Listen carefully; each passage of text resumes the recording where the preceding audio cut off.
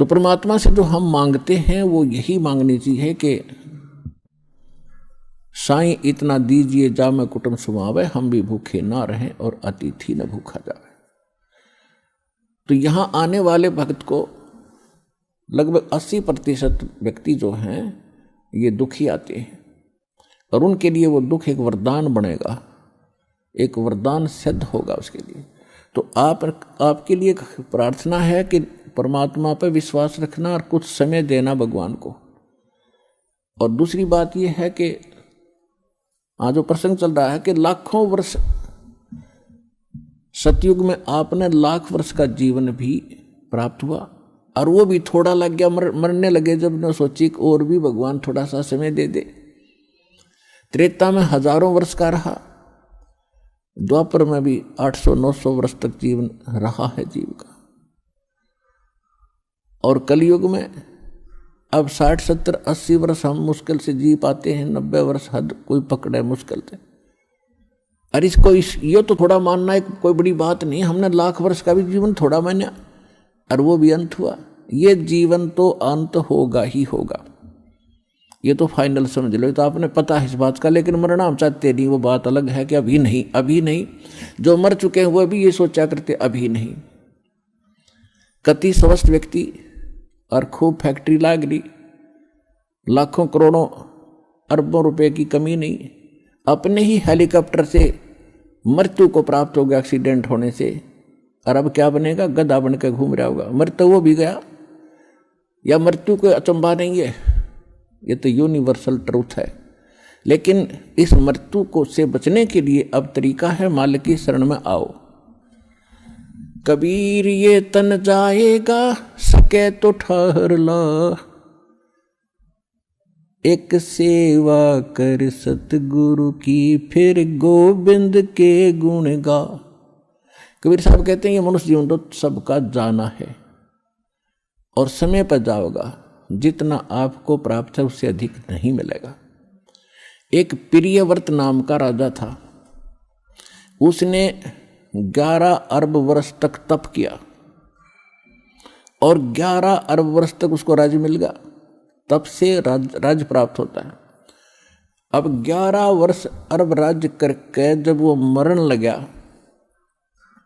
11 अरब वर्ष तक राज भोग के, इतने ठाठ माना हम तो राजा के। मरते समय जब यम के दूत उसको लेने आए तब उसने एक का प्रार्थना की कि मुझे कुछ श्वास और दे दो। बता, 11 अरब वर्ष में तो किला तोड़ा नहीं, ये कुछ सांसों में तो किला तोड़ देगा। यम के दूत कहने लगे खबरदार, तेरे ताई एक भी सांस लेने का आदेश नहीं है, और टीटी भी पकड़ लेगे, गुद्दी पकड़ कर घसीट लेगे उस राजा को।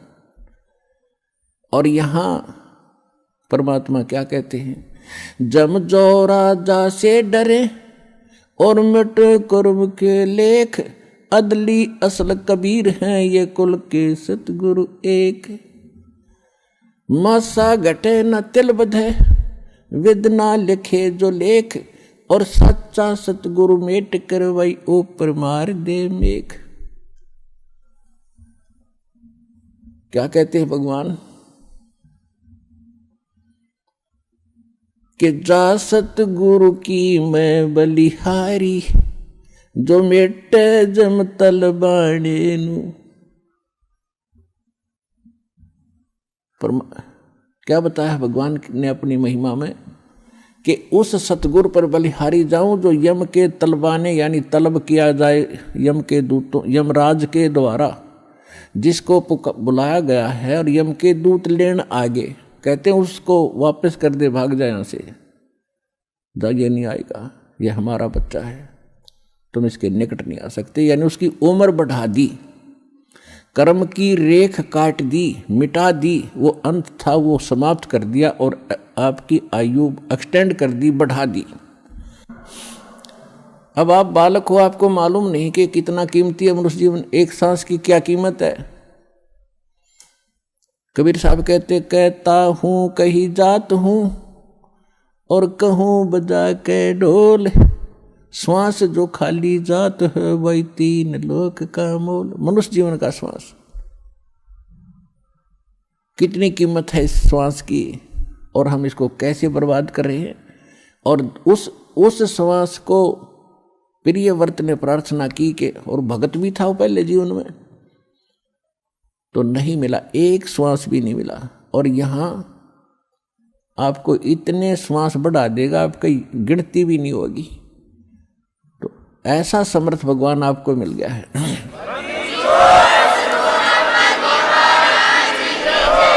तो कहने का भाव ये है कि जो सतयुग में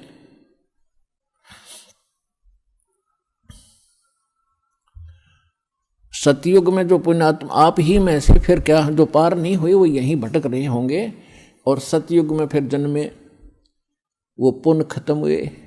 जितने पुण्य खत्म हो जाएंगे उसी प्रकार वातावरण बदलता जाएगा संसार का। सतयुग में क्या था, इतना मजबूत शरीर होता था, पृथ्वी के ऊपर फल लदपद रहते थे, और बाग बगीचे बहुत गुणे, बनों के बन, केलों के बन, आमों के बन, यानी अंगूरों के बन ऐसे होते थे।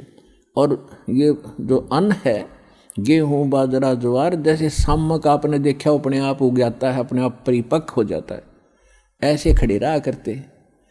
कोई अभाव नहीं था, लाए तोड़ के और झाड़ के धर लिए और पका के खाओ और भक्ति करो, कोई कम नहीं था। फिर धीरे धीरे पुण्य समाप्त हुए, वो सुविधाएं भी कम होती चली गई। त्रेता में आए। त्रेता में आपको हजारों वर्ष का जीवन जीने को मिला, वो भी थोड़ा रहा, क्योंकि मृत्यु अच्छी चीज नहीं है। और यहां कंपलसरी, यहां तो अच्छी चीज रहेगी ही नहीं। और हम यही डिमांड करते हैं कि हमें अच्छी चीज मिले और कभी समाप्त ना हो। अब बेटा बेटी हुए, हम कितने खुश हैं, बिल्कुल सही है। और हम अपने बच्चों के साथ रहें, कितने अच्छे लगते हैं। इन्हीं के लिए हम सारा दिन मजदूरी करते हैं, मेहनत करते हैं, इनको सुखी रखना चाहते हैं। और ये मृत्यु हो जाती है 1 मिनट में। बच्चे ही मर जाते हैं, बाप माता पिता दोनों मर जाते हैं इकट्ठे ही, पूरा परिवार नाश हो जाता है। तो व्हाट इज दिस? यो लोक है, ये संसार है जहां आप रह रहे हो। ठीक है, अभी तक आपको ये पता ही नहीं था कि इसके अतिरिक्त भी कोई स्थान है। तो ये भगवान ने आके बताया है, और कुछ अपने गवाह भी तैयार करके वो कच्चा काम नहीं करते। अपना उन्होंने गवाह भी तैयार करके जिन महापुरुषों को उस स्थान पर लेकर गए जो सुख में सथल है। गीता अध्याय नंबर 18 के श्लोक नंबर 62 में कहा कि अर्जुन, तू सर्वभाव से उस परमेश्वर की शरण में जा, उसकी कृपा से तू परम शांति को और सनातन परम धाम को प्राप्त होगा। परम शांति वहां होगी जहां मृत्यु नहीं है, और जहां मृत्यु है शांति किसी। अब चाहे प्रधानमंत्री बन रहा है बाप, और बेटे का तकलीफ हो जा या एक्सीडेंट हो जा, जब वो सुनता है ना एक्सीडेंट हो गया, कलेजा न्यू करे उसका, और क्या हुआ, जब न्यू कह लेना बच गया, जब शांति हो है। तो यहाँ कोई जीवन है या शांति है? हम सोचें राजा सुखी, पूरी पृथ्वी का राजा भी महादुखी है इस लोक के अंदर। तो सुख कहाँ है वो बता दिया भगवान ने कि सतलोक में है, जहां आप पहले रहा करते थे। उस सुख को आप यहां खोज रहे हो। जो बूरा की मंडी में सुख था वो नमक की मंडी में नहीं हो सकता। उस कीट को, उस कीड़े को जो खांड की बोरी से उठकर और किसी ने उठाकर नमक की बोरी मंडी में डाल दिया, तो वहाँ सारा एक वही है, लेकिन कलर एक जैसा है। तो ये काल जो है ये भगवान जरूर कहलावा है, लेकिन ये भगवान नहीं है, ये सुखदाई नहीं है। तो उस सतलोक की और यहाँ की एक जैसी रचना है। ऐसे मनुष्य वहाँ है, ऐसी सृष्टि जो की तू है। आप पहले वहाँ रहा करते थे, चींटी से लेकर हाथी तक जितने भी असंख्य प्राणी हैं यहाँ पर, वो इतना बड़ा लोक है। और आप एक परिवार की वहाँ इतनी स्थान है, और ऐसे हरे भरे बाग, ऐसे सदाबहार बाग आपके आंगन में लगे रहते हैं। बड़े बड़े महल हैं तेज पुंज के बने हुए, जैसे यहाँ मिट्टी है 5 तत्वों से बना सारा कुछ, पेड़ भी पौधे, वहाँ 1 तत्व से बने, नूर तत्व से। और उसको छोड़कर आप यहाँ आ गए, आप यहाँ खोज रहे हो सुख के, काम करूँ नहीं और सुख गणा हो, बैठे बैठे सारा कुछ मिल रहा है, ये तो वहाँ मिल जाएगा।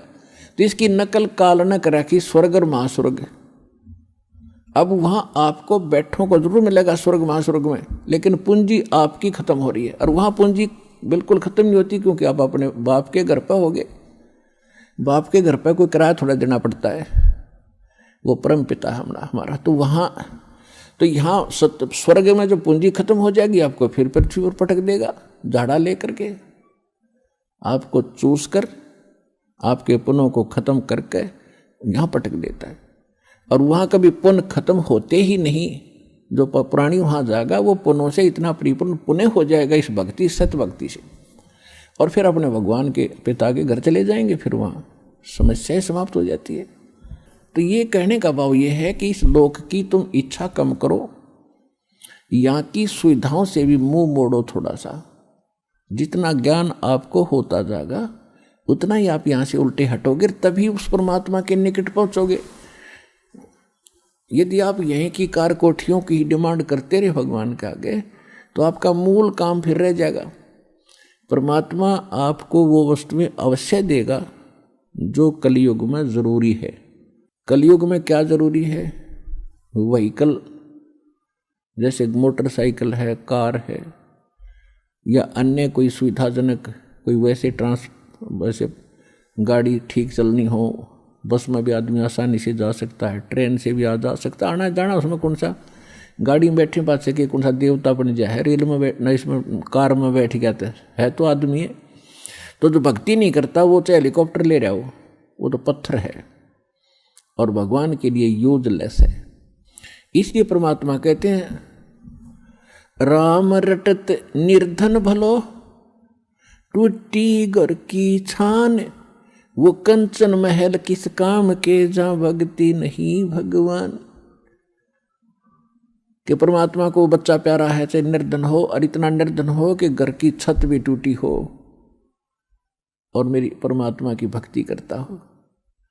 और उस कंचन महल को क्या करे, जिसका वो किस काम के, सोने के महल जहां परमात्मा की भक्ति नहीं। तो भक्ति कितनी जरूरी है, कितनी आवश्यक है और कितनी महत्वपूर्ण है, इसकी कितनी कीमत है, ये आपको सत्संग से पता चलता है। तो आपको नहीं पता तो किसी की माननी अवश्य चाहिए जो बता रहा है। और एक तो बताया करें अपना अनुभव, वो तो संत अलग हैं। दास बताता है भगवान की बताई हुई। तो भगवान के बताए हुए में कोई त्रुटि नहीं हो रह सकती, ये तो आप बिल्कुल सत्य मान लो। ये तो माननी भी चाहिए कि भगवान जो कहता है वह फाइनल है। इंसान के कहे में त्रुटि हो सकती है, भगवान के कहे में नहीं हो सकती। तो दास अपना नहीं बताता अनुभव, भगवान का बताया ही बताता है। और जो उन्होंने ज्ञान दिया वो आपको सुनाता हूँ। और जिन महापुरुषों को भगवान सत्य वहाँ लेकर गए फिर वापस छोड़ा, उन्होंने जो ज्ञान दिया वो आपके रूबरू करता हूँ कि उन्होंने भी ऐसा ही कहा है और परमात्मा ने स्वयं आकर भी यही बताया है। तो फिर ये तो निसंशय हो जाना चाहिए आपको कि दास जो कह रहा है वो फाइनल है, वो सत्य है। तो सत्य को ग्रहण करने की आदत बनाओ। बच्चे खिलौनों को सत्य मानते हैं क्योंकि उनकी बुद्धि इतना काम नहीं करती। छोटे छोटे घोड़े होते हैं, खिलौने से कार होती हैं, उनको हाथ से ऐसे घसीटते हैं, उनको कहते हट जाओ कार आ गई है, हट जाओ कार आ गई है, और पीछे पीछे दौड़ रहे हैं उसके। तो ये खिलौने हैं इस पृथ्वी लोक के जो आप डिमांड करते हो, वो तो खिलौनों से खेल रहे हो। और इस ज्ञान से फिर आप खिलौनों से खेलना अपने आप छोड़ दोगे। जैसे छोटे बच्चे होते हैं खिलौनों से खेलते छोटी छोटी कारों के साथ, और जब वो बड़े हो जाते हैं, उनका विवाह हो जाता है और उनको ओरिजिनल कार बैठने को मिलती है, तो फिर क्या वो उन खिलौनों वाली कार से खेल सकते हैं? बड़े व्यक्ति आप उन खिलौने वाली कार को खेल सकते हो? उससे नहीं खेलोगे। इसी प्रकार जब आपके विचार इस ज्ञान से मैच्योर हो जाएंगे, यहाँ से उठेंगे ऊपर को, तो जब आपको ऊपर के सुख का ज्ञान होगा, फिर आपकी इन यहाँ के खिलौनों में रुचि नहीं रहेगी। तो उस दिन आपकी भक्ति प्रारंभ होगी और एक दिन ये ज्ञान आपको होगा। भगवान ने आपको शरण में लिया है तो आपकी ऐसी स्थिति बनावेगा। पहले तो आपको जिन वस्तुओं की आवश्यकता वो जरूर देगा। अब आप यहाँ आते हो तो कोई तो रोग से दुखी है, कोई कर्जे से दुखी है, कोई अन्य कोई पुत्री के साथ कोई गलत घटना घट रही है भाई, कोई किसी केस से पीड़ित है, कोई किसी कारण से, और जो भी ज्ञान और भक्ति दी जाती है आपकी वहीं नष्ट हो जाती है, क्योंकि आप भक्ति करते हो, फिर 36 आपके ऊपर आपदाएं हैं, उनसे पर अर्जी लगाते हुए भगवान ने हो जाती, वो आपकी साथ साथ खत्म होती है।